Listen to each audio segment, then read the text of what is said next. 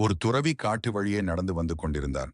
அப்போது ஒரு மனிதன் அங்கிருந்த மரம் ஒன்றில் கயிறு ஒன்றை மாட்டி சுருக்கு போட்டுக் கொண்டிருந்தான். ஒரு சில வினாடிகளில் அவன் கழுத்தை அதனுள்ளே நுழைத்து துவாக்கில் தொங்க தயாரான போது, நில் என்று கம்பீரமாக உத்தரவிட்டார் துறவி. அவன் கண்களிலிருந்து கண்ணீர் பெருங்கெடுத்து ஓடியது. என்ன காரணத்தால் இந்த மாதிரி தவறான முயற்சியில் ஈடுபடுகிறாய் என்று கேட்டார் துறவி. சுவாமி, என் வாழ்க்கை முழுவதும் கண்ணீர். பிறந்ததிலிருந்து துன்பம், துயரம், வறுமை. எனக்கு இவ்வுலகில் வாழத் தெரியவில்லை. நான் நேர்மையானவன், உண்மையானவன். எனக்கு பணம் சம்பாதிக்க தெரியவில்லை. எனவே அவ்வப்போது பட்டினி. வேலை செய்யும் இடங்களில் என் உழைப்பு சுரண்டப்படுகிறது. என் கூலி குறைக்கப்படுகிறது. எனக்குரிய கூலியை காலம் தாழ்த்தி தருகின்றனர் அல்லது அலைய விட்டு தருகின்றனர். கூலி வாங்க நான் அலையும் போது செலவுக்கு வேண்டிய தொகை, என் குடும்பத்தின் 3 நாட்கள் சாப்பாட்டுச் செலவு. இப்படி எத்தனையோ சொல்லலாம். நான் ஏழையாகவே உள்ளேன். ஏழையாக இருப்பதை குற்றமாக எண்ணவில்லை.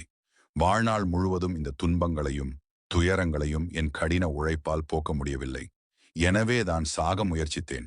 நீங்கள் தடுத்து விட்டீர்கள் என்று கதறினான். மகனே, நான் கேட்கும் கேள்விக்கு நீ பதில் சொல்.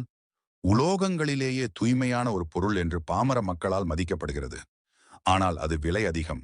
அதை ஆபரணமாக்க மனிதர்கள் முயலும் போது என்ன செய்கின்றனர்?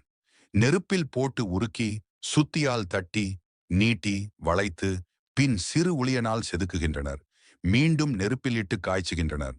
சாதாரண உலோகமான தங்கம் மற்ற உலோகங்களை எல்லாம் விட விலை உயர்ந்தது. தூய்மையானது என தெரிந்திருந்தாலும் அதை எவ்வாறெல்லாம் பாடுபடுத்துகின்றனர். பயிர்களில் இனிமையானது கரும்பு என்பது உண்மைதான். அதைத்தான் நசுக்கி, கசக்கி, பிழிந்து, சாறு எடுத்து, பின் வடிகட்டுகின்றனர். ஆகவே நாம் இதிலிருந்து தெரிந்து கொள்ளக்கூடிய படிப்பினை என்ன? நல்லவற்றுக்கு இப்படிப்பட்ட துக்கமான, கவலை தரக்கூடிய அனுபவங்கள் எல்லாம் உண்டாவது சகஜமான விஷயமே. இதனால் விளைவது நன்மையே தவிர வேறு எதுவும் இல்லை. சாதாக நல்லவர்கள், நாணயம் மிக்கவர்கள், நேர்மையானவர்கள், உண்மையை பேசுபவர்களுக்கெல்லாம் இவ்வாறு சோதனைகள் நேரிடுவது சகஜம். அறிவாளிகள் இதை பொருட்படுத்த மாட்டார்கள். ஆகவே இந்த சோதனைகளை தாங்கு. முடிவில் நன்மையே கிடைக்கும். வீட்டுக்குப் போ. உன் கடமையைச் செய். பலனை எதிர்பாராதே. அந்த பலன் வித்தியாசமான வடிவத்துடன் நீ எதிர்பாராத நாளில் எதிர்பாராத மனிதர் வடிவத்தில் வந்து உன்னை காக்கும் என்று அவனை ஆசிர்வதித்து அனுப்பினார். தெளிந்த மனதுடன் வீடு திரும்பினான் மனிதன்.